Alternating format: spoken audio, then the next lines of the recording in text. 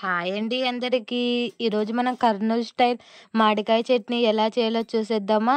ఇది నిల్వ పచ్చడి కాదండి, ఇన్‌స్టాంట్‌గా చేసుకోవడానికి. ఇది ఒక్కసారి ఇలా ట్రై చేయండి. చాలా అంటే చాలా బాగుంటుంది. ముందుగా ఒక మామిడికాయ తీసుకొని బాగా వాష్ చేసుకొని, మామిడికాయలన్నీ చిన్న చిన్న ముక్కలుగా తరుక్కొని పక్కన పెట్టుకోండి. రోట్లోన ఉప్పు, కారం వేసి బాగా దంచి, అందులోనే ఎల్లిపాయ గడ్డలు వేసి కచ్చాపచ్చాగా దంచి మామిడికాయలను వేసి బాగా దంచుకొని పక్కకు తీసి పెట్టుకుందాం. అందులోకి తర్వాతకి 2 టేబుల్ స్పూన్ల ఆయిల్ వేసి, అందులో జీలకర్ర ఆవాలు కరివేపాకు వేసి, ఈ చట్నీది వేసి బాగా కలుపుకొని, వేడి వేడి అన్నంలో పప్పు వేసుకొని ఈ చట్నీ వేసుకొని తింటే స్వర్గమేనండి. ఒక్కసారి ఇలా ట్రై చేయండి. మీకు ఈ రెసిపీ ఎలా వచ్చిందో కామెంట్ చేయండి. Thanks for watching this video. మీకు ఎర్రపప్పు రెసిపీ కావాలంటే ఒకసారి నా ఛానల్లో చెక్ చేయండి. Please subscribe my channel.